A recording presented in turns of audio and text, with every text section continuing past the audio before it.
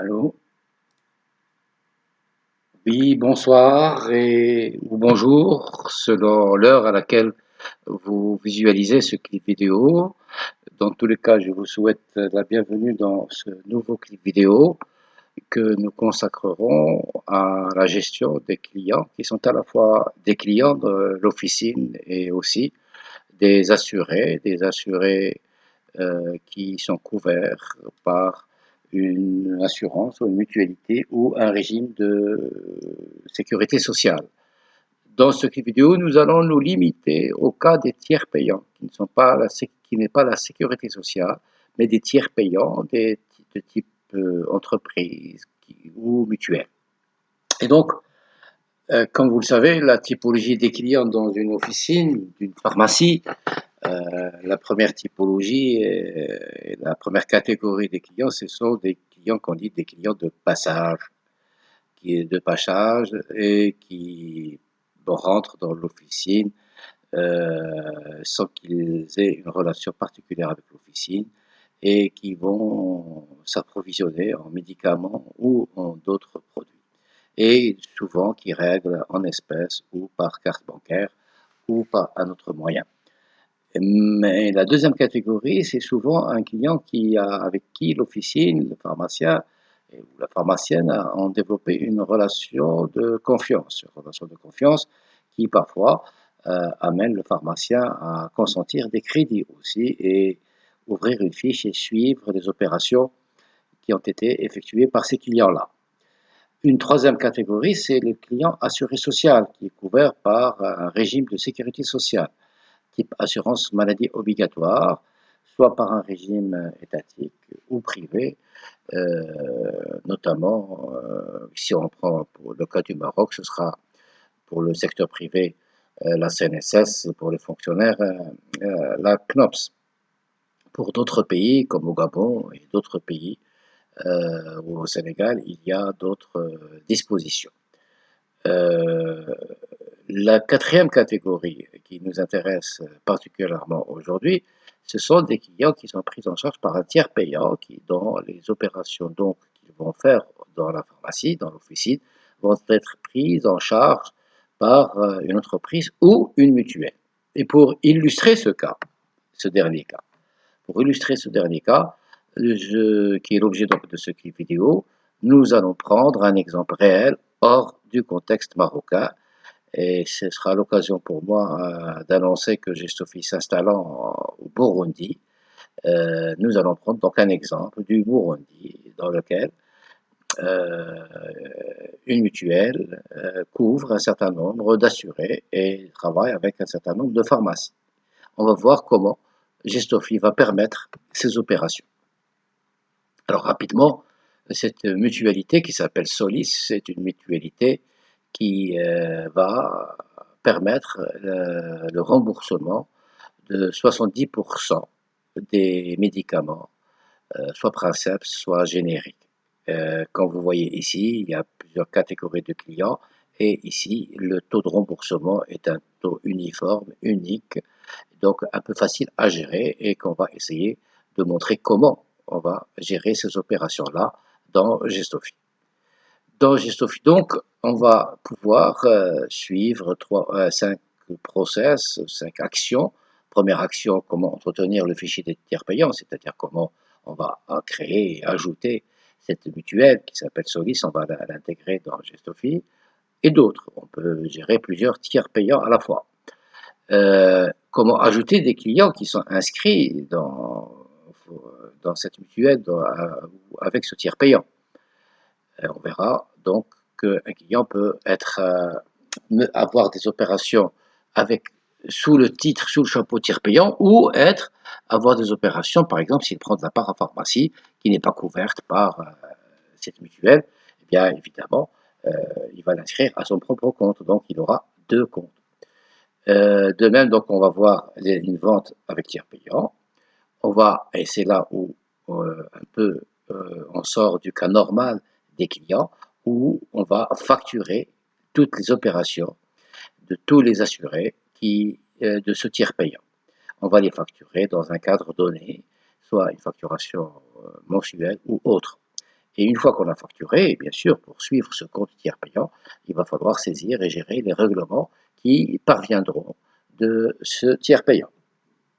Alors, on va illustrer ceci dans Gestofi et je voudrais saisir cette occasion pour vous rappeler qu'il y a un excellent tableau de bord qui permet de donner un certain nombre d'informations très pertinentes et très illustrées par des graphiques assez esthétiques, comme ici par exemple, vous avez les produits proches périmés et on voit ici tous les produits qui vont périmer en janvier 2020, février 2020, mars 2020, etc.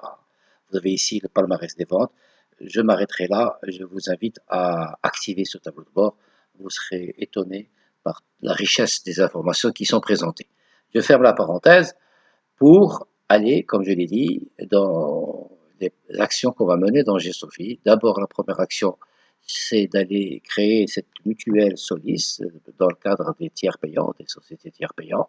Donc, comme ici on voit, 3 données à saisir, le nom du tiers payant, simplement, le taux de remboursement unique, ici 70%, et indiquer que ce taux est réellement unique pour tous les produits et non par produit, comme c'est le cas du tiers payant social. Voilà ce qu'il faut créer pour, par exemple, une mutuelle simple. Et donc, de même, pour les assurés, dans le menu tiers toujours, le fichier client peut être enrichi en inscrivant tous les clients de cette mutuelle qu'on vient de créer, la mutuelle Solis. Et donc, on sélectionne le tiers payant d'abord, ici mutuelle Solis, et on ajoute un assuré tout simplement. Et dans ce cas, le nom est la seule donnée obligatoire. Les autres informations d'un type adresse, plafond, etc. ne servent pas beaucoup dans la gestion tiers payant. Et là, on va au cœur de l'opération de livraison des produits, donc de vente avec tiers payant. Je ne vais pas détailler le menu et le module des ventes de Gestofi. Il y a 4 ou 5 vidéos que vous pouvez visualiser sur notre site. Mais ici, il s'agira donc de constituer une vente de 3 produits comme c'est le cas ici, qui totalise un montant de 154 dirhams,70. D'accord? Et normalement, si c'était un client de passage, j'aurais cliqué sur le bouton valider F12 ici et j'aurais validé la vente en espèces ou avec un mode de règlement donné. Mais ici, le cas n'est pas un cas de client de passage, c'est un cas d'un assuré dont le montant de la vente va être pris en charge par un tiers payant. Donc, je vais cliquer sur le bouton F11, crédit ou autre, parce qu'il y a quand même un crédit qui va être opéré à l'adresse du tiers payant. Et donc, pour ceux qui sont habitués à Gestofi, on aura cet écran qui permettra de désigner la mutuelle, et de la choisir, de désigner parmi les clients qui sont inscrits dans cette mutuelle quel est le client que nous avons en face de nous. Et dès qu'on l'a fait, l'opération de la vente qui était de 154 dirhams se voit scindée, ventilée en un montant de 70% de ce montant même, 108 dirhams, et de 30%, 46 dirhams 45, que l'assuré doit s'acquitter. C'est ce qu'on appelle le ticket modérateur, okay, et qui va être réglé par l'assuré. Et donc, une fois qu'on a fait ça, il ne nous reste plus qu'à valider la vente. Et une fois qu'on a validé la vente, à un moment donné, le même jour, ou à la fin du mois, ou à un moment donné, nous allons consulter cette mutuelle pour voir quelles sont les opérations qui sont passées chez cette mutuelle, chez ce tiers payant, et qu'il va falloir facturer pour exiger le règlement du montant à régler. Et donc, on cliquera sur le bouton gestion tiers payant qui se trouve dans le menu, dans la gestion ici, si vous gestion des clients, et on choisira donc la mutuelle. Et qu'est-ce qu'on rencontre? On rentre dans un cadre de gestion assez riche et complet qui nous montre, comme vous le voyez en bas, toutes les opérations en instance de facturation, donc toutes les ventes non facturées, comme vous le voyez ici, et que nous nous apprêterons nous souhaitons facturer. Et donc, on clique sur le bouton facturation. Alors, Gistophie nous donne la possibilité de facturer sur une période donnée, par exemple le mois, l'année, le trimestre, le jour, comme ici, dans notre cas de démonstration, on va facturer le jour de la date du 23 juin. Mais j'aurais pu également sélectionner des opérations, cliquer ici et facturer que là où les ventes cochées.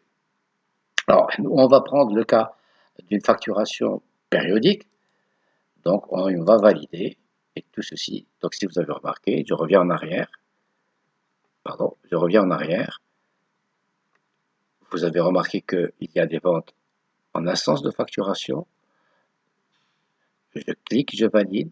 Les ventes en instance ont disparu au profit d'une facture numéro 157, date du 23 juin, de le montant global 723 dirhams et qui correspond à des achats effectués du 23 au 23 juin 2020. Et donc, qu'est-ce qui restera après? Il restera après que la tiers payant puisse régler ces montants-là et d'enregistrer ces règlements pour faire un suivi rigoureux de la situation avec le tiers payant. Et donc, on va saisir le règlement comme ici par chèque, numéro 125 488, on valide le règlement et vous remarquerez que le règlement va s'inscrire et qu'on a maintenant un solde de 0. Remarquez ici, le solde était de 723 ici. Et quand je vais régler, le solde va donc devenir 0 dirham puisque on a pris un règlement total. Et je ne terminerai pas sans vous parler du fait qu'une facture peut être annulée, comme vous voyez ici. Vous pouvez cliquer sur ce bouton. Pour soulager ce compte, on peut purger les factures réglées. Mais les purger, ça ne veut pas dire qu'on va les supprimer, on va les garder dans une corbeille qu'on peut toujours visualiser. On peut imprimer le détail des factures avec les clients, avec les patients, etc. Je vous laisserai visualiser ça si vous avez l'occasion donc de parcourir Gestofi, soit en version démo, soit que vous l'avez déjà acquis. Je vous remercie pour votre attention et tout l'intérêt que vous avez porté à ce sujet et que vous portez toujours, j'espère, à Gestofi.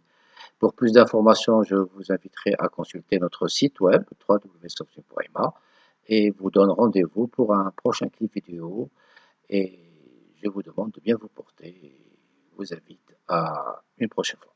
Au revoir.